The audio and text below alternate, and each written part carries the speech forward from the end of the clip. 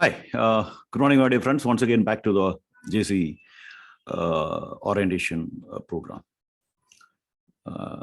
നമ്മൾ ഇന്നലെ കണ്ടു ജെ സി ഇന്റർനാഷണൽ എങ്ങനെയാണ് കാര്യങ്ങൾ ചെയ്യുന്നതെന്നും ജെ സി ഇന്റർനാഷണൽ സ്ട്രക്ചർ എന്താണെന്നൊക്കെ നമ്മൾ ഇന്നലെ കണ്ടു.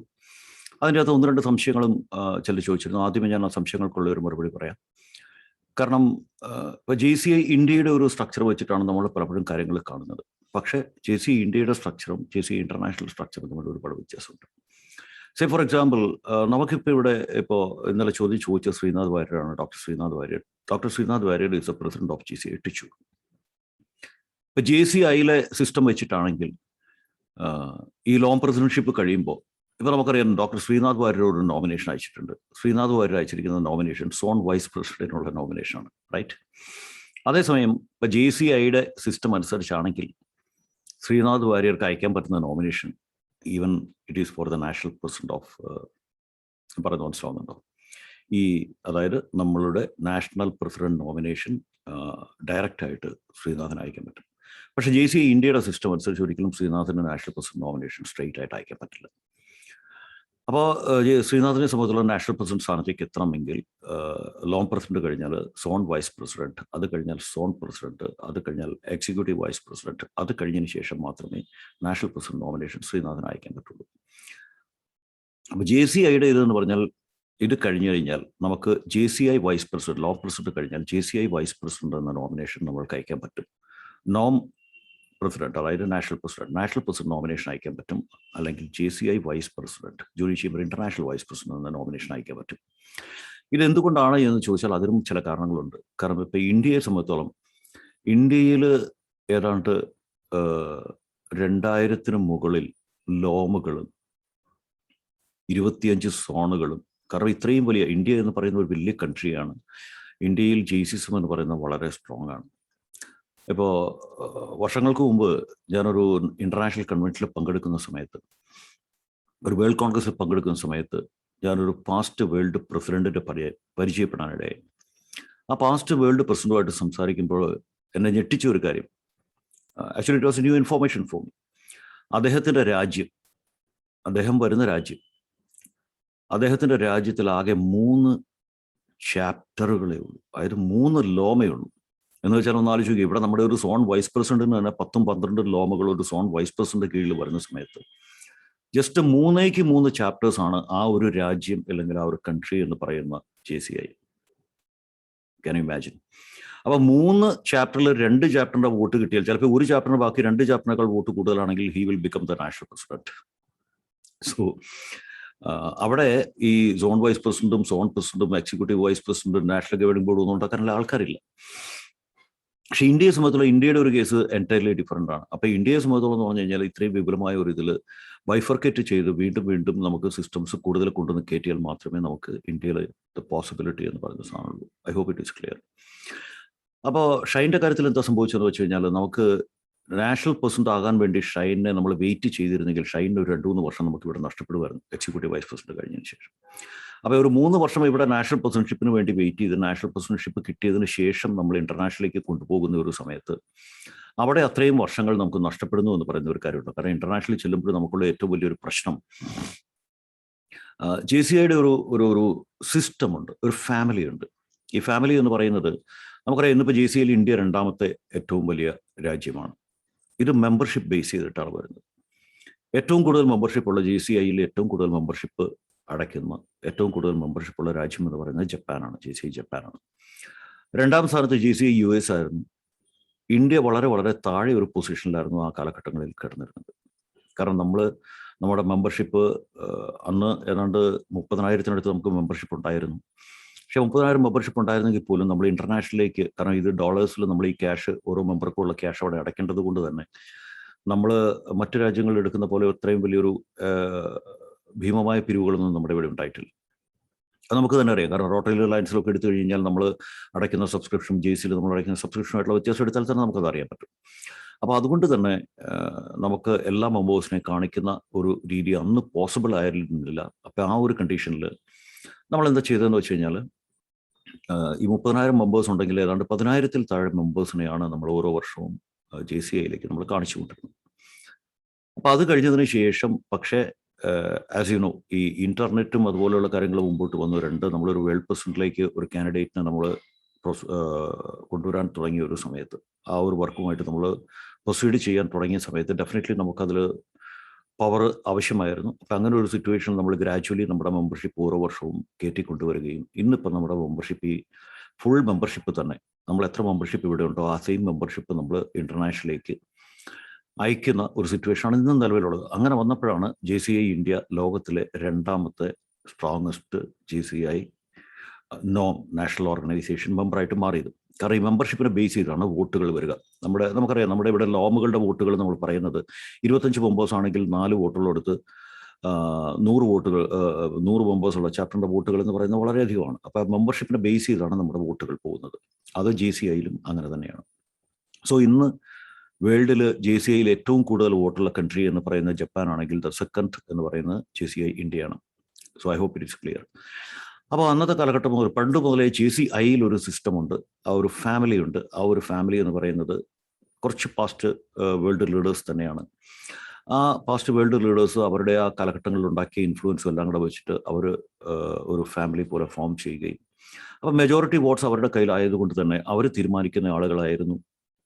കാരണം നമുക്ക് തന്നെ അറിയാം, ഇപ്പോൾ ഇന്ത്യയിൽ ഇപ്പോൾ നമ്മൾ ഷൈൻ ടി ഭാസ്കറിൻ്റെ ഒരു കാൻഡിഡേറ്റുമായിട്ട് മുമ്പോട്ട് പോകുമ്പോൾ ഈ 130 രാജ്യങ്ങൾ വോട്ട് ചെയ്യുന്നിടത്ത് ഈ 130 രാജ്യങ്ങളിലും പോയി ഷൈൻ ടി ഭാസ്കർ ആരാണ് എന്ന് പറഞ്ഞു കൊടുത്ത് അവരുടെ വോട്ട് ക്യാൻവാസ് ചെയ്യുക എന്ന് പറഞ്ഞാൽ നമ്മളെ സംബന്ധിച്ചുള്ള ഇമ്പോസിബിൾ ആയിട്ടുള്ള ഒരു കാര്യമാണ്. അതേസമയം ഈ ഫാമിലി എന്ന് പറയുന്നവർക്ക് അവരെ സംബന്ധിച്ചിടത്തോളം അവരുടെ കയ്യിൽ 130 രാജ്യങ്ങളിൽ ഏതാണ്ട് 70-75 രാജ്യങ്ങളുടെ വോട്ടുകൾ അവരുടെ കയ്യിൽ സെക്യൂർ ആണ്, ആ ഫാമിലിയിൽ നിൽക്കുന്ന ആൾക്കാരുടെ. അപ്പോൾ അങ്ങനെ വന്നു കഴിയുമ്പോൾ ആ ഫാമിലി അക്സെപ്റ്റ് ചെയ്ത് കഴിഞ്ഞാൽ, ആ ഫാമിലി മെമ്പേഴ്സിനെ കൺവിൻസ് ചെയ്ത് കഴിഞ്ഞ് കഴിഞ്ഞാൽ definitely it is easy for us. ഞാൻ നേരത്തെ കഴിഞ്ഞ വീഡിയോയിൽ ഞാൻ സൂചിപ്പിച്ചിരുന്നു, നമ്മുടെ സുനിൽകുമാർ, ഹൈദരാബാദിൽ നിന്നുള്ള സുനിൽകുമാർ നമ്മളന്ന് വേൾഡ് പ്രസിഡന്റായിട്ട് കണ്ടസ്റ്റ് ചെയ്ത് he was the best candidate, ആർക്കും സംശയം ഉണ്ടായിരുന്നില്ല. പക്ഷേ അന്ന് ഫാമിലി, ഇന്റർനാഷണൽ ഫാമിലി നമ്മുടെ ഇന്ത്യനെ അങ്ങനെ സപ്പോർട്ട് ചെയ്യുന്ന ഒരു കാലഘട്ടമായിരുന്നില്ല. അതുകൊണ്ട് തന്നെ നമുക്ക് ആ ഇലക്ഷനിൽ ദയനീയമായിട്ട് പരാജയപ്പെടേണ്ടി വന്നു എന്ന് പറഞ്ഞ ഒരു സാധനമുണ്ട്. പക്ഷേ ഇപ്പോൾ ഇന്റർനാഷണൽ ഫാമിലി നമ്മളുമായിട്ട് വളരെ വളരെ നല്ലൊരു റിലേഷൻ. അതിന് ഹാറ്റ്സ് ഓഫ് ടു രവിശങ്കർ എന്ന് പറയുന്ന നമ്മുടെ past national president, past JCI treasurer, അദ്ദേഹം വളരെ ഗ്രാജുവലായിട്ട് അവിടെ ഒരു ഫാമിലിയുമായിട്ട് നല്ലൊരു പേഴ്സണൽ റിലേഷൻ സ്ഥാപിക്കുകയും ആ റിലേഷൻ ഡെവലപ്പ് ചെയ്ത് ഇപ്പം നമ്മൾ ഇന്ത്യ വളരെ പവർഫുള്ളായി. ഇപ്പം എനിക്ക് പറയാൻ പറ്റും, നമ്മുടെ JCIയിലെ ഒരു പക്ഷേ സോണിയു എന്നാണ് അതിൻ്റെ ഹോങ്കോങ്ങിലുള്ള സോണിയു ആണ് ഈ ഫാമിലിയുടെ head. Junior chamber international family head സോണിയു ആണ്. ഈ സോണിയുവിൻ്റെ ഒരു പക്ഷേ ഏറ്റവും അടുത്ത ഒരു സെക്കൻഡ് എന്ന് തന്നെ പറയാം. ഇപ്പോൾ സോണിയു ചീഫ് കമാൻഡർ അല്ലെങ്കിൽ നമ്പർ 1 എന്ന് നമുക്ക് പറയാമെങ്കിൽ ഒരു സെക്കൻഡ് എന്ന് പറയുന്ന പൊസിഷനിലേക്ക്, അത്രയും പവർഫുള്ളായ പൊസിഷനിലേക്ക് ഇന്ന് രവിശങ്കർ എത്തിച്ചേർന്നിട്ടുണ്ട്. അതുകൊണ്ട് തന്നെയാണ് നമുക്ക് JCIയിൽ ഇപ്പം മിക്കവാറും എല്ലാ വർഷവും തന്നെ JCI വൈസ് പ്രസിഡന്റ് നമുക്ക് കിട്ടുന്നുണ്ട്. ഷൈൻ വേൾഡ് പ്രസിഡന്റായി, ഇനിയിപ്പോൾ കെവിൻ കുമാർ നമുക്ക് അടുത്ത വേൾഡ് പ്രസിഡന്റിലേക്ക്, അതുപോലെ തന്നെ 2 പ്രാവശ്യം ഇപ്പോൾ ഞാൻ പറഞ്ഞല്ലോ, നമ്മൾ 1915 തുടങ്ങിയ JCസിൻ്റെ ഫസ്റ്റ് ഒരു വേൾഡ് കോൺഗ്രസ്, ഒരു ഇന്റർനാഷണൽ ഇവന്റ്, ഒരു വേൾഡ് കോൺഗ്രസ് നമുക്ക് JCI ഇന്ത്യക്ക് ഹോസ്റ്റ് ചെയ്യാനുള്ള ഒരു പെർമിഷൻ അവർ തരുന്നത് 2008 പക്ഷേ 2008 ശേഷം വെറും 10 വർഷങ്ങളുടെ 2018 ഇപ്പോൾ 2ാമത്തെ വേൾഡ് കോൺഗ്രസും. ഇന്നിപ്പോൾ നമ്മൾ ഏത് കോൺഫറൻസ് JCI ഇന്ത്യ ചോദിച്ചാലും അത് തരാനുള്ള ഒരു ഓപ്പൺ മൈൻഡ്, അല്ലെങ്കിൽ ആ രീതിയിലേക്ക് JCI ഫാമിലി, നമ്മൾ JCI ഫാമിലിയിൽ സ്ട്രോങ് ആയി. JCI ഫാമിലിയിൽ നമ്മളെ റെപ്രസെന്റ് ചെയ്യുന്നത്, JCI ഇന്ത്യനെ റെപ്രസെന്റ് ചെയ്യുന്ന രവിശങ്കറാണ്. രവിശങ്കർ തന്നെയാണ് ഇപ്പോൾ നമ്മുടെ JCI ഇന്ത്യക്കും നമുക്ക് അങ്ങനെ ഒരു സിസ്റ്റം ഉണ്ട്. JCI ഇന്ത്യയുടെ ഫാമിലി ഹെഡ് എന്ന് പറയുന്നത് രവിശങ്കറാണ്. അപ്പോൾ രവിശങ്കർ ഇപ്പോൾ നമ്മളിവിടെ നാഷണൽ പ്രസിഡന്റ് അല്ലെങ്കിൽ എക്സിക്യൂട്ടീവ് വൈസ് പ്രസിഡന്റ്സ് ആരൊക്കെ ആകണം എന്ന് തീരുമാനിക്കുന്ന ഒരു ബോഡി നമുക്ക് JCI ഇന്ത്യയിൽ അങ്ങനെ ഒരു സിസ്റ്റം ഉണ്ട്, അങ്ങനെ ഒരു ഫാമിലി ഉണ്ട്. ആ ഫാമിലിയുടെ ഹെഡ് രവിശങ്കറാണ്. സോൺ 20യിൽ നിന്നും ആ ഫാമിലിയിൽ ഒരു മെമ്പർ, ആ ഫാമിലിയിൽ നിലവിൽ ഞാനും ആ ഫാമിലിയിൽ ഒരു മെമ്പറാണ്. അപ്പോൾ പല ഈ കാര്യങ്ങളിലൊക്കെ നാഷണൽ പ്രസിഡന്റ് കാര്യത്തിലും എക്സിക്യൂട്ടീവ് വൈസ് പ്രസിഡന്റ് ആകുന്ന കാര്യത്തിലൊക്കെ രവിശങ്കർ നമ്മളുമായിട്ട് ഡിസ്കസ് ചെയ്യുകയും നമ്മളുടെ സജഷൻസും നമ്മുടെ ഡിസ്കഷൻസും അതിൻ്റെതായ ഒരു ഇമ്പോർട്ടൻസ് കൊടുത്തുകൊണ്ട് തന്നെയാണ് നമ്മൾ ആ ഫാമിലി മുമ്പോട്ട് പോകുന്നത്. So this is how the system works. Okay, അപ്പോൾ നമുക്ക് സോൺ 20യിൽ ഒരു സിസ്റ്റം ഉണ്ട്, നിങ്ങൾക്കറിയാം. Zone 20 is also having A system.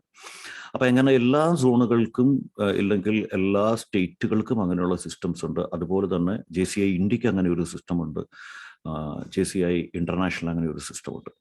ഈ സിസ്റ്റം പക്ഷേ ഈ ഒരു സിസ്റ്റവും ഓട്ടോക്രാറ്റിക് രീതിയിലല്ല വർക്ക് ചെയ്യുന്നത്. ഈ സിസ്റ്റംസ് എല്ലാം ഡെമോക്രാറ്റിക് രീതിയിൽ തന്നെയാണ് വർക്ക് ചെയ്യുന്നത്. അപ്പോൾ നമ്മൾ ആ സിസ്റ്റത്തിൽ ഏറ്റവും ബെസ്റ്റ് ആര് എന്ന് നോക്കിയിട്ട് തന്നെയാണ്, ഒരു ഡെമോക്രാറ്റിക് രീതിയിൽ തന്നെയാണ് നമ്മൾ ആൾക്കാരെ നമ്മൾ സെലക്ട് ചെയ്യുന്നതും. അതിപ്പോൾ സോണിലായിക്കോട്ടെ, നാഷണൽ ലെവലിലായിക്കോട്ടെ, ഇന്റർനാഷണൽ ലെവലിലായിക്കോട്ടെ, it is like that only. So ഏകദേശം അതിനെക്കുറിച്ച് ഒരു ഐഡിയ കിട്ടിക്കാണെന്ന് ഞാൻ വിചാരിക്കുന്നു. സോ നമുക്ക് അടുത്ത world president in the near future, ഒരു 4 വർഷങ്ങൾക്കുള്ളിൽ നമുക്ക് അടുത്ത വേൾഡ് പ്രസിഡന്റിനെ നമുക്ക് ഇന്ത്യയിൽ നിന്ന് കിട്ടും എന്ന് നമുക്ക് ഓൾമോസ്റ്റ് 100% നമുക്ക് ഉറപ്പുള്ള കാര്യമാണ്. So this is regarding that. ഇനി ഞാൻ നമ്മുടെ നാഷണൽ ലെവലിലുള്ള കാര്യങ്ങളിലേക്ക് വരാം. ഇന്റർനാഷണൽ ലെവലിലുള്ള കാര്യങ്ങൾ ഏകദേശം ഞാൻ പറഞ്ഞു കഴിഞ്ഞു. So I am coming to the national level.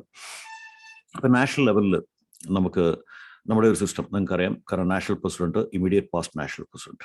National 2 കമ്മിറ്റികളാണ് നമുക്കുള്ളത്. ഒന്ന് നാഷണൽ എക്സിക്യൂട്ടീവ് കമ്മിറ്റി, NEC എന്ന് പറയും, national executive committee, NEC. 2 NGB എന്ന് പറയും, നാഷണൽ ഗവേണിംഗ് ബോർഡ്. ഈ NEC എന്ന് പറയുന്ന നാഷണൽ എക്സിക്യൂട്ടീവ് കമ്മിറ്റി എന്ന് പറയുന്നത് അതാത് വർഷത്തെ നാഷണൽ പ്രസിഡന്റ്, നമ്മുടെ ഇപ്പോഴത്തെ നാഷണൽ പ്രസിഡന്റായ രാഖി ജെയിനാണ് അതിൻ്റെ head. So the national president, then the immediate past national president. തൊട്ടും നമ്മുടെ ചാപ്റ്ററിൽ ലോമുകളിൽ IPP എന്ന് പറയുന്ന പോലെ തന്നെ നാഷണൽ പ്രസിഡന്റ് കഴിഞ്ഞാൽ the most powerful person in that administrative committee എന്ന് പറയുന്നത് അത് ഇമീഡിയറ്റ് പാസ്റ്റ് നാഷണൽ പ്രസിഡന്റ് ആണ്. അപ്പോൾ ഇമീഡിയറ്റ് പാസ്റ്റ് നാഷണൽ പ്രസിഡന്റ്. അത് കഴിഞ്ഞാൽ നമുക്കിവിടെ ഇന്ത്യയിൽ 5 എക്സിക്യൂട്ടീവ് വൈസ് പ്രസിഡൻസ് ആണുള്ളത്. ഞാനിതാ പറഞ്ഞു, JCIയിൽ നമുക്ക് 4 എക്സിക്യൂട്ടീവ് വൈസ് പ്രസിഡൻസ് ആണ്. പക്ഷെ ഇന്ത്യയിൽ നമുക്കിവിടെ 5 എക്സിക്യൂട്ടീവ് വൈസ് പ്രസിഡൻസ് ഉണ്ട്. So 5 executive vice president. അത് കഴിഞ്ഞാൽ general legal council, then the national treasurer and secretary general, SG എന്ന് പറയും, സെക്രട്ടറി ജനറൽ. അപ്പോൾ നമുക്ക് ഇപ്രാവശ്യം IPNP immediate past national president നമ്മുടെ കേരളത്തിൽ തന്നെയാണ്. കഴിഞ്ഞ വർഷത്തെ നാഷണൽ പ്രസിഡന്റ് ആയിരുന്ന ശ്രീ അനീഷാണ് നമ്മുടെ immediate past national president. So it is the national president, then the immediate past national president, then 5 executive vice presidents. അതായത് അപ്പോൾ 7 പേരായി. 5 executive vice presidents, national president, immediate past, 7 പേരായി. അങ്ങനെ 7 പേര് എലക്റ്റഡ് പോസ്റ്റുകളാണ്. ഈ 7 എണ്ണം ഞാൻ എടുത്ത് പറയാൻ കാരണം ഈ 7 എണ്ണം എലക്റ്റഡ് പോസ്റ്റുകളാണ്.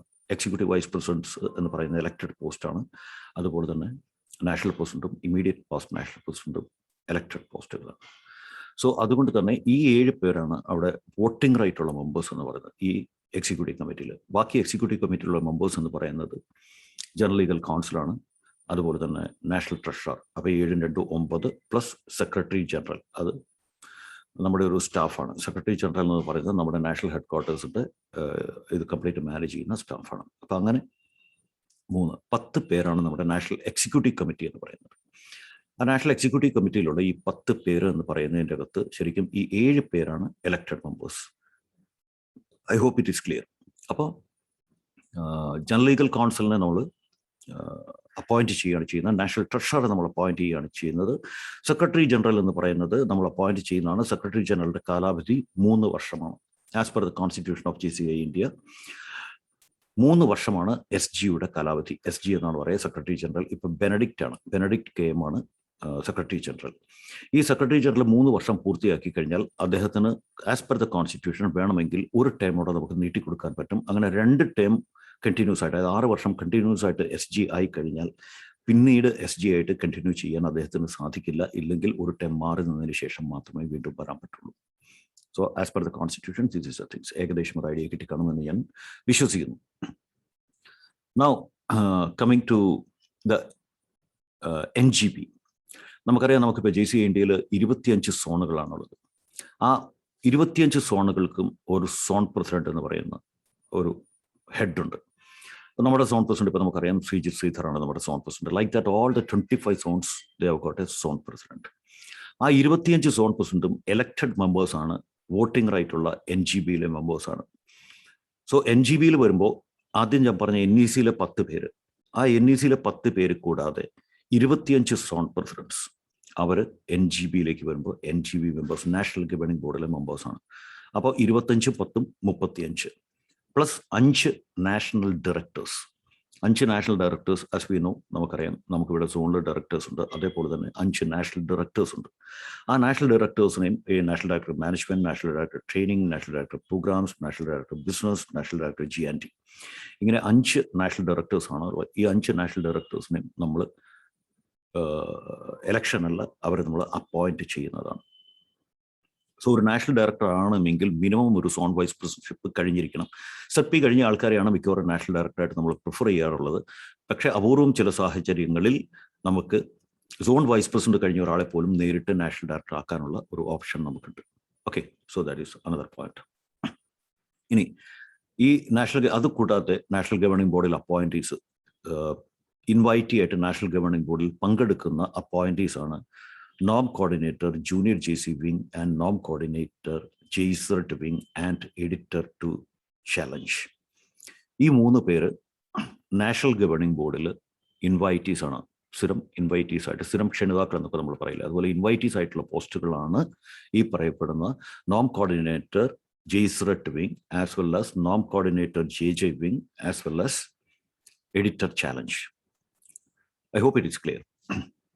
നൗ ഈ NGB എന്ന് പറയുന്നത് വർഷത്തിൽ 4 പ്രാവശ്യം 4 NGBs ആണ് സാധാരണ ഉണ്ടാകുക. ഈ നാഷണൽ ഗവേണിംഗ് ബോർഡിന്റെ റെസ്പോൺസിബിലിറ്റി എന്താണെന്നൊരു ചോദ്യമുണ്ട്. അല്ലെങ്കിൽ what is the responsibility of the national executive committee, NEC and NGB. നമുക്കറിയാം, എല്ലാ സെപ്റ്റംബറിൽ നടക്കുന്ന നാഷണൽ ഗവേണിംഗ് ബോർഡ്, സെപ്റ്റംബറിൽ നടക്കുന്ന നാഷണൽ ഗവേണിംഗ് ബോർഡിനെ plan of action national governing board എന്നാണ് പറയുക. ഇപ്പോൾ ഈ കഴിഞ്ഞ ദിവസം ജയ്പൂരിൽ 3 ദിവസമായിട്ട് നടന്ന national governing board plan of action national governing board എന്നാണ് അറിയപ്പെടുക. അത് കഴിഞ്ഞപ്പോൾ ഈ plan of action national governing ബോർഡിൽ ഈ 25 സോൺ പ്രസിഡൻസും 5 ഡയറക്ടേഴ്സും ഈ 3 ഇൻവൈറ്റീസും അതുകൂടാതെ 10 നാഷണൽ എക്സിക്യൂട്ടീവ് കമ്മിറ്റി മെമ്പേഴ്സ്, ഈ ആൾക്കാരെല്ലാവരും കൂടെ ഇരുന്ന് കഴിഞ്ഞിട്ട് നമ്മുടെ ഈ 5 ഏരിയാസ് അടക്കം JCI ഇന്ത്യ 2022 വർഷത്തിൽ എന്ത് ചെയ്യണം എന്നതിനെക്കുറിച്ചുള്ള ഒരു പ്ലാൻ ഓഫ് ആക്ഷൻ റെഡിയാക്കും. ആ plan of action training area plan of action, program area plan of action, G&T area plan of action, ഇങ്ങനെ വിവിധ ഏരിയയിൽ, ബിസിനസ് ഏരിയ, ഈ program area, management area, plan of action complete. അപ്പോൾ ഇവരിരുന്ന് ഒരു plan of action എഴുതി റെഡിയാക്കി അതിനെ ഡിസ്കസ് ചെയ്ത് NGBയിൽ അതിനെക്കുറിച്ചുള്ള ഡിസ്കഷൻസ് നടക്കും. ഇവരെല്ലാം ഡിസ്കസ് ചെയ്യും. അങ്ങനെ ഇവരെല്ലാം പറഞ്ഞ് അതിനൊരു ഒരു കരട് രൂപം, ഒരു പ്ലാൻ ഓഫ് ആക്ഷൻ്റെ കരട് രൂപം ഇപ്പോൾ ഈ NGB റെഡിയാക്കി വയ്ക്കും. അത് ചർച്ചയ്ക്കെടുക്കുന്നത് നമ്മളുടെ ഈ വർഷത്തെ നാഷണൽ കൺവെൻഷൻ, 2021 നാഷണൽ കൺവെൻഷൻ നടക്കുന്ന സ്ഥലത്ത് ജനറൽ അസംബ്ലിയിലാണ് ഇത് ഡിസ്കഷൻ വയ്ക്കുക. ജനറൽ അസംബ്ലിയിൽ ഈ പ്ലാൻ ഓഫ് ആക്ഷൻ ബേസ് ചെയ്തിട്ട് ഈ plan of actions complete LOM പ്രസിഡൻസിനും സർക്കുലേറ്റ് ചെയ്യും നേരത്തെ. അപ്പോൾ നമ്മുടെ ഈ സോണിലുള്ള എല്ലാ ലോങ് പ്രസിഡന്റുമാർക്കും ഈ പ്ലാൻ ഓഫ് ആക്ഷൻ പ്രിന്റഡ് ആയിട്ട് തന്നെ നമ്മുടെ നാഷണൽ കൺവെൻഷൻ കിറ്റ് എന്ന് പറയുന്ന ആ ഒരു ബുക്കിൻ്റെ അകത്ത് നമുക്കിത് കിട്ടും. പ്രപ്പോസ്ഡ് പ്ലാൻ ഓഫ് ആക്ഷൻ എന്നാണ് ഇതിന് പറയുക. ആ പ്ലാൻ ഓഫ് ആക്ഷൻ കിട്ടിക്കഴിഞ്ഞു കഴിഞ്ഞാൽ നമ്മുടെ പ്രസിഡന്റുമാർ അതിനെക്കുറിച്ച് പഠിക്കുകയും അത് കഴിഞ്ഞതിന് ശേഷം നാഷണൽ കൺവെൻഷനിലെ ജനറൽ അസംബ്ലിയിൽ വരുമ്പോൾ ഈ പ്ലാൻ ഓഫ് ആക്ഷൻ ഡിസ്കസ് ചെയ്യപ്പെടും അവിടെ. അതായത് NGB മുഴുവൻ സ്റ്റേജിലുണ്ടാവും, നാഷണൽ പ്രസിഡന്റ് അടക്കം NGB കംപ്ലീറ്റ് സ്റ്റേജിലുണ്ടാവും, ലോങ് പ്രസിഡൻസ് ആയിരിക്കും താഴെ ഇരിക്കുക. ഇപ്പോൾ ഇവിടെ ഇരിക്കുന്ന JCI കൂത്താട്ടോളത്തിൻ്റെ ഇല്ലേ, JCI ശ്രീനാഥ് വേറെ പോലുള്ള, JCI തൃശ്ശൂരിൻ്റെ, അല്ലെങ്കിൽ ഇവിടെയുള്ള ഓരോ ലോങ് പ്രസിഡൻസും നിങ്ങളുടെ പേരെഴുതിയ പ്ലക്കാർഡ്സ് അടക്കം, നിങ്ങളുടെ മുമ്പിൽ മൈക്ക് അടക്കം, നിങ്ങളുടെ മുമ്പിൽ എല്ലാ ഫെസിലിറ്റീസോടെയും നിങ്ങൾ അവിടെ ജനറൽ അസംബ്ലി ഹാളിലിരിക്കും. ആ ജനറൽ അസംബ്ലി ഹാളിൽ നമ്മുടെ ഒരു നിയമസഭയൊക്കെ പോലെ തന്നെയാണ്. അപ്പോൾ നമ്മുടെ ജനറൽ അസംബ്ലി ഹാളിലിരിക്കുമ്പോൾ ഹെഡ് ടേബിളിലായിരിക്കും ഈ പറയപ്പെടുന്ന നാഷണൽ ഗവേണിംഗ് ബോർഡ് ഇരിക്കുക. അപ്പോൾ ഈ പ്ലാൻ ഓഫ് ആക്ഷൻ ഡിസ്കസ് ചെയ്യുന്ന സമയത്ത് നമുക്കതിലുള്ള സംശയങ്ങൾ, നമുക്കതുമായിട്ട് ബന്ധപ്പെട്ട് if you have some you can propose changes also, അമെൻമെന്റ്സ് ഓൾസോ യു ക്യാൻ ചേഞ്ച്, അത് അതിനേക്കാൾ ഇന്ന രീതിയിൽ. അപ്പം നിങ്ങൾ ഇതിനെക്കുറിച്ച് ചർച്ച ചെയ്യുകയാണ്. സേ ഫോർ എക്സാമ്പിൾ, ഇപ്പോൾ ട്രെയിനിങ് ഏരിയയിൽ, അല്ലെങ്കിൽ ഒന്നും വേണ്ട, നമ്മുടെ സബ്സ്ക്രിപ്ഷൻ G&T ഏരിയയിൽ നമ്മുടെ സബ്സ്ക്രിപ്ഷൻ നമ്മളിപ്പോൾ 1652 രൂപ ആണ് നമ്മളിപ്പോൾ സബ്സ്ക്രിപ്ഷനായിട്ട് നമ്മുടെ GST അടക്കം നമ്മളൊരു വർഷം അടയ്ക്കുന്നതെന്ന് വിചാരിക്കുക. അതിനെ 5000 രൂപയാക്കണമെന്നോ അതിന് 10000 രൂപയാക്കണമെന്നോ നമുക്ക് തീരുമാനിക്കാൻ പറ്റുമോ?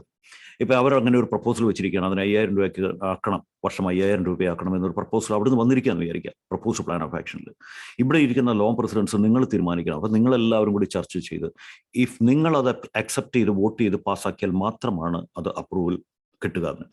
ഇല്ലാന്നുണ്ടെങ്കിൽ അത് തള്ളിക്കളയാനുള്ള റൈറ്റുള്ള ആൾക്കാർ ലോങ് പ്രസിഡൻസ് ആണ്. മറിച്ച് അത് ഏത് വേണം, എത്ര എമൗണ്ട് വേണമെന്ന് ഫിക്സ് ചെയ്യാനുള്ള റൈറ്റും നിങ്ങൾക്ക് തന്നെയാണ്. ഇപ്പോൾ നമുക്കറിയാം നമ്മുടെ ട്രെയിനിങ്ങിൽ ഇപ്പോൾ വളരെ ഇപ്പോൾ ഒരു പക്ഷേ ഇപ്രാവശ്യം ഞാനത് വളരെ സീരിയസ് ആയിട്ട് എടുക്കുന്ന ഒരു സാധനമാണ്. കാരണം 60% ആണ് നമുക്ക് ZTWS പോലുള്ള ക്വാളിഫയിങ് ഈവൻസിൽ ZTWSൽ 60% ആൾക്കാരെ പാസ്സാക്കാൻ പറ്റുകയുള്ളൂ എന്ന് പറയുന്ന ഒരു തീരുമാനം വന്നിട്ടുണ്ട്. അത് നേരത്തെ ഏതോ ഒരു ഇതിൽ പാസ്സാക്കി പോയ സാധനമാണ്. പക്ഷെ നമ്മളെ സംബന്ധിച്ചോളം ഇത് നോർത്ത് ഇന്ത്യയിലെ ഒരു ഇത് ശരിയാണ്. കാരണം നോർത്ത് ഇന്ത്യയിൽ വരുന്ന ഇപ്പം 30 പാർട്ടിസിപ്പൻസ് ഒരു ZTWSൽ വരുന്നുണ്ടെങ്കിൽ അതിൽ 5 പേര് പോലും ശരിക്കും പറഞ്ഞു കഴിഞ്ഞാൽ ഇനി പറയുന്നത് പുറത്തേക്ക് പോകേണ്ട. പക്ഷെ ഞാൻ പറയാണ്, നമ്മുടെ അതേസമയം അവരുടെയൊക്കെ റേഞ്ച് വെച്ച് നോക്കുമ്പോൾ നമ്മുടെ ഇവിടെ നിന്ന് വരുന്ന പാർട്ടിസിപ്പൻസിന്റെ റേഞ്ച് വളരെ ഹൈ ആണ്. അപ്പോൾ ശരിക്കും വളരെ ഭംഗിയായിട്ട് പെർഫോം ചെയ്യുന്ന ആൾക്കാർ പോലും ഈ 60% എന്ന് പറയുന്ന ഇതിൻ്റെ അകത്ത് വിട്ട് തട്ടിപ്പോകുന്ന കാഴ്ചകൾ നമ്മൾ കാണുന്നുണ്ട്. അവിടെ ഈ 60% വെച്ച് കഴിഞ്ഞാൽ പോലും ഈ 60%-ൽ പാസ്സായി വരുന്ന ആൾക്കാർ നമ്മുടെ ഇവിടെ തള്ളിപ്പോകുന്ന ആൾക്കാരെക്കാളും വളരെ വളരെ മോശം പെർഫോമൻസ് ആണ് എന്ന് പറയുന്ന ഒരു സാധനം വളരെ പ്രധാനപ്പെട്ട ഒരു കാര്യം തന്നെയാണ്. അതില്ലാന്ന് ഞാൻ പറയുന്നില്ല. ഞാനിത് പറഞ്ഞത് ഇതൊരു ഇനിയിപ്പോൾ ഇത് നാളെ എടുത്തിട്ട് ഇത് മുകളിലേക്ക് കയറ്റിക്കൊണ്ട് പോകാൻ വേണ്ടിയല്ല ഞാൻ പറയുന്നത്. ഞാൻ അതിൻ്റെ പറയുന്നതിൽ ഒരു പ്രധാനപ്പെട്ട ഒരു കാര്യം എന്ന് വെച്ചാൽ, അതുകൊണ്ട് തന്നെ ഈ 60% എന്ന് പറയുന്നതിന് പകരം നമുക്കൊരു ക്രൈറ്റീരിയ വെച്ചിട്ട് ആ ക്രൈറ്റീരിയ എൻ്റെ മനസ്സിലുള്ള ഒരു ഐഡിയ എങ്ങനെ ഇപ്പോൾ നിങ്ങളുമായിട്ട് ഷെയർ ചെയ്യണം. ജസ്റ്റ് ബിക്കോസ് ഇതിൽ പല ലോങ് പ്രസൻസും ഉണ്ട്. ഈ ജനറൽ അസംബ്ലിയിൽ നിങ്ങൾ പോയിരിക്കേണ്ടവരാണ്. ട്രെയിനിങ് ഏരിയയുടെ ഡിസ്കഷൻ വരുന്ന സമയത്ത്, ZTWS ഡിസ്കഷൻ വരുന്ന സമയത്ത് definitely you can take up this point.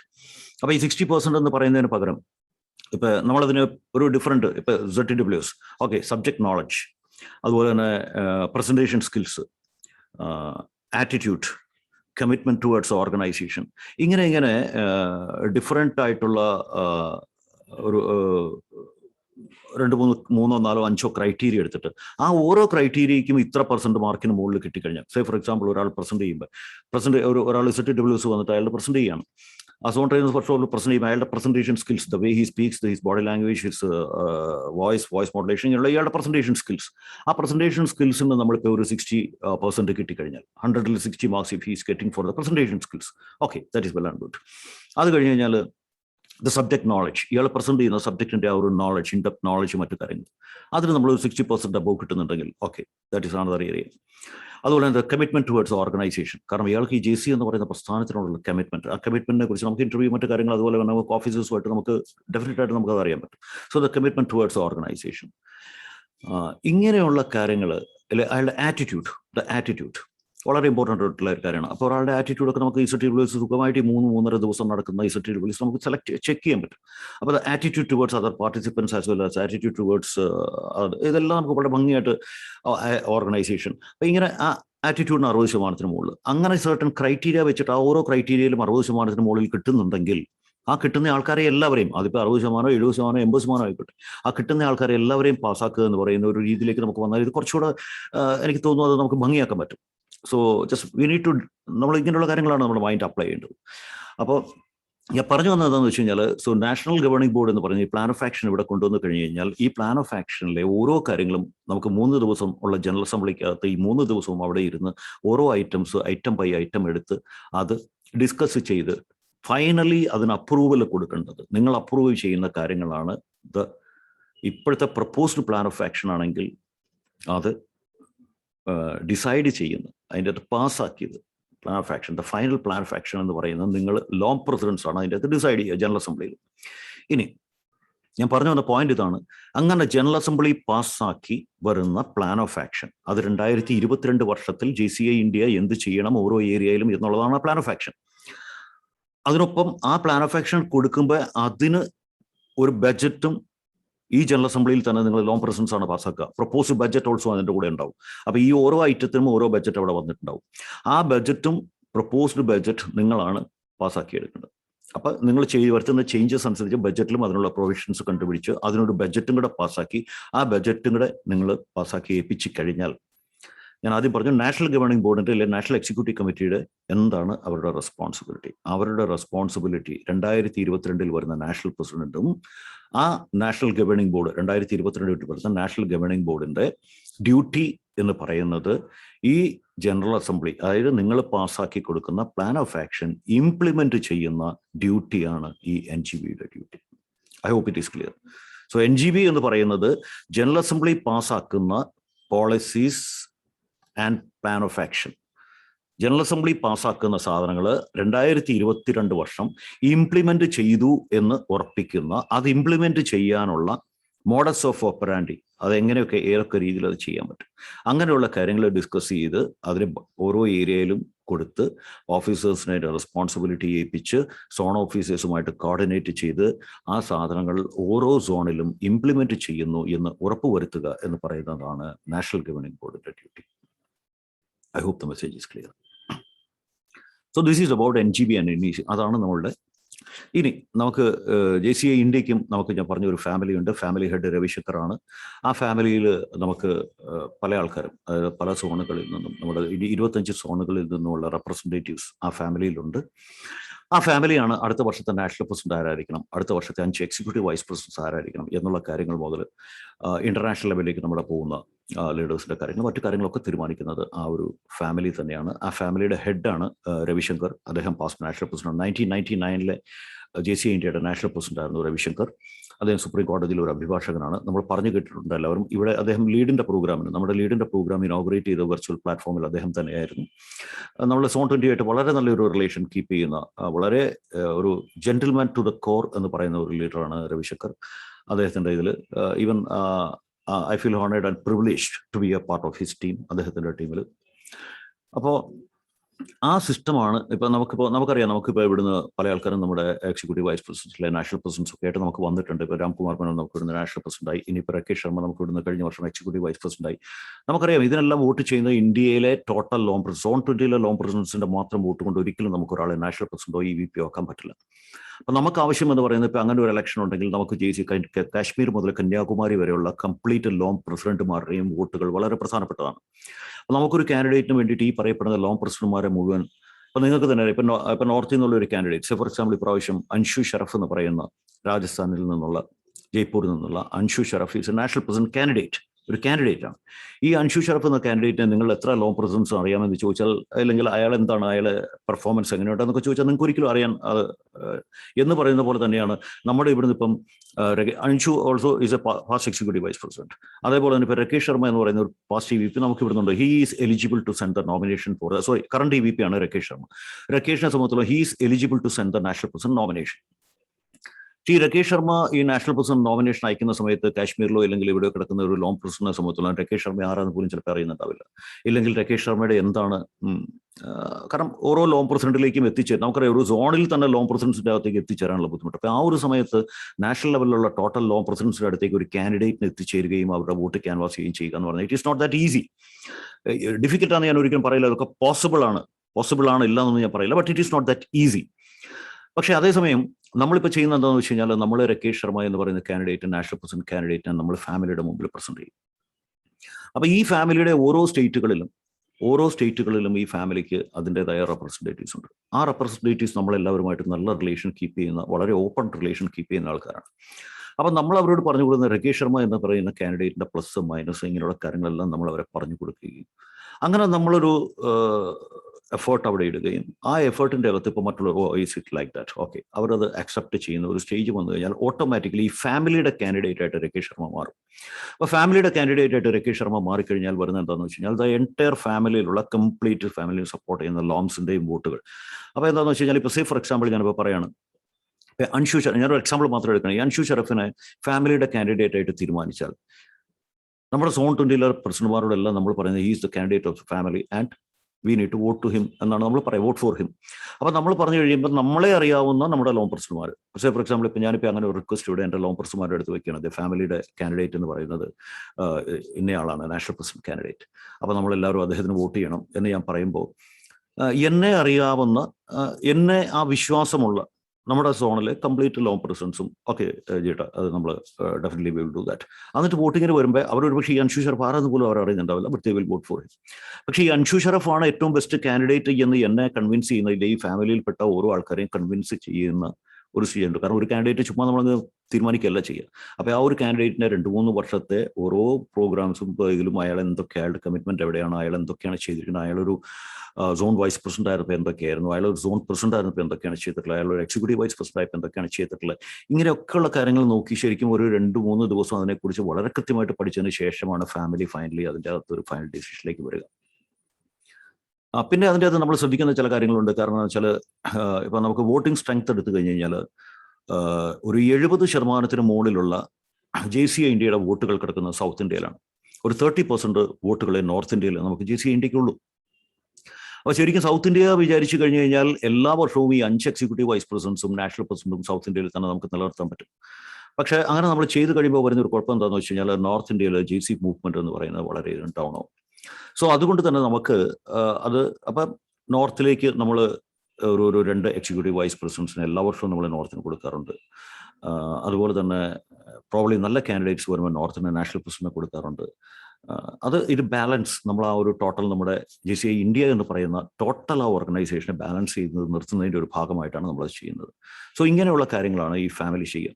Say for example നമുക്ക് തന്നെ അറിയാം, നമുക്ക് സോൺ 20 3 ജില്ലകളുണ്ട് അല്ലേ. എറണാകുളം ജില്ലയുണ്ട്, തൃശ്ശൂർ ജില്ലയുണ്ട്, ഇടുക്കി ജില്ലയുണ്ട്. നമുക്ക് ഈ 3 ജില്ലയിലെ ലോമുകളെ എടുത്തു കഴിഞ്ഞാൽ ഒരു പക്ഷേ ഏറ്റവും കൂടുതൽ ലോംസ് ഉള്ളത് എറണാകുളം ജില്ലയിലാണ്.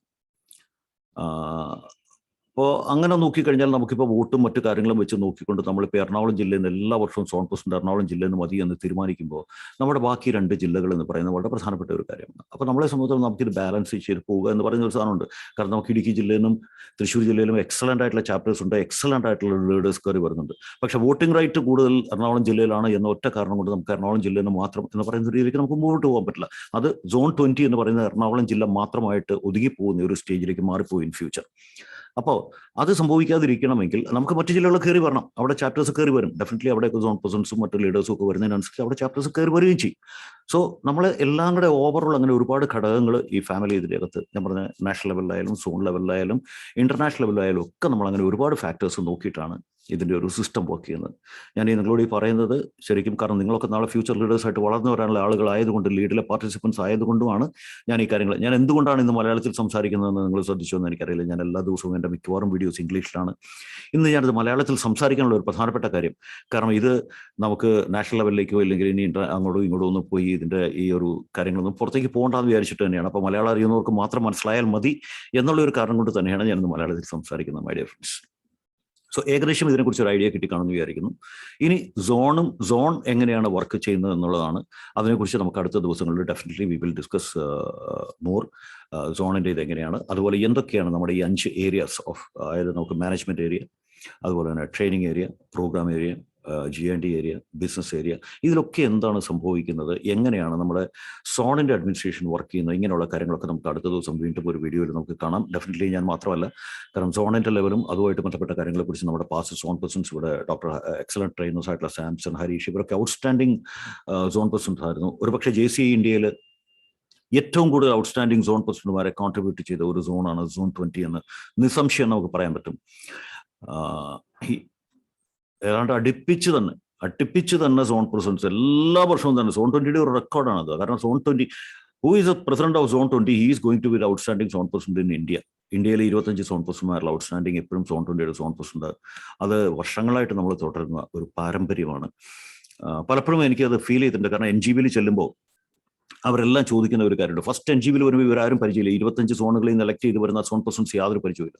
ഈ ഫസ്റ്റ് NGBയിൽ വരുന്ന സമയത്ത് എല്ലാവരും ചോദിക്കുന്ന ഒരു ചോദ്യമുണ്ട്, ഏതാ ഈ സോൺ 20യുടെ പ്രസിഡന്റ് ആരാ? അപ്പോൾ അത് ചോദിക്കുന്നത് എന്താണെന്ന് വെച്ച് കഴിഞ്ഞാൽ അത് ഔട്ട്സ്റ്റാൻഡിങ്, അതിൻ്റെ സെക്കൻഡിനുള്ള മത്സരം ഇവിടെ NGBയിൽ ആ വർഷം ഉള്ളൂ എന്നാണ് പറയുന്നത്. അപ്പോൾ ആ രീതിയിലേക്ക് തന്നെ ഒരു ട്രെൻഡ് ക്രിയേറ്റ് ചെയ്യാൻ നമ്മളെ കൊണ്ട് സാധിച്ചിട്ടുണ്ട്. So it is just because of the activities and programmes and projects carried out by the long presidents of this zone.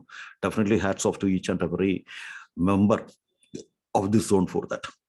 എന്തായാലും അതിൻ്റെ കൂടുതൽ ഡീറ്റെയിൽസുമായിട്ട് നമുക്കിനി വീണ്ടും we will have a talk. എന്തൊക്കെയാണ് ആ ഏരിയസിൽ വരുന്നതെന്ന്, നമുക്ക് എന്തൊക്കെ കാര്യങ്ങൾ അണ്ടർടേക്ക് ചെയ്യാൻ പറ്റുമെന്ന്, നമുക്ക് എന്തൊക്കെ ഓപ്പർച്യൂണിറ്റീസ് അതിലുണ്ടെന്ന് നമുക്ക് ഡെഫിനറ്റ്ലി വി വിൽ സി.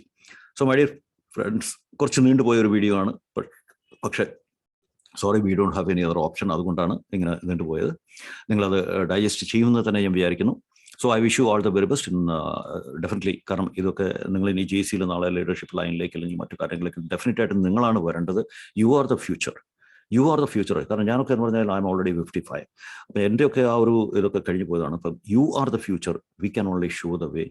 അപ്പോൾ ആ ഫ്യൂച്ചറിലേക്ക് നിങ്ങൾ ഡെഫിനറ്റ് ആയിട്ടും നിങ്ങൾ ഞങ്ങളെക്കാൾ മികച്ച ഒരു തലമുറയായിട്ട്, മികച്ച ഒരു ലീഡർഷിപ്പ് നേതൃത്വ നിരയായിട്ട് ഈ സോണിനെ ഇനിയും ഒരുപാട് ഹൈറ്റിലേക്ക് നയിക്കാനും അതിനുശേഷം ഈ സോണിനെ ഗൈഡ് ചെയ്യാനും പറ്റുന്ന ഗൈഡിങ് ഫോഴ്സുകളായിട്ട് നിങ്ങൾക്ക് എല്ലാവർക്കും വരാൻ പറ്റണം.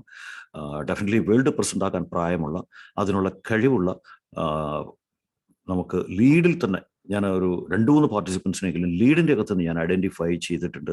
Those who can become the world presidents, no doubt in that. അതിനുള്ള കാലിബറും സ്റ്റഫും ആറ്റിറ്റ്യൂഡും ഒക്കെ ഇപ്പം തന്നെ ഉള്ള ആൾക്കാരെ എനിക്ക് ഇവിടുന്ന് ഐഡൻറ്റിഫൈ ചെയ്യാൻ ഇപ്പം തന്നെ കഴിഞ്ഞിട്ടുണ്ട്. Definitely we are expecting. അത് വേണം. അപ്പോൾ നിങ്ങളൊക്കെ ഇതിൻ്റെ അകത്ത് കയറി വരണം. So let us hope for the best. I wish you all the very best. Thank you, my dear friends. Thank you very much. Have a great day.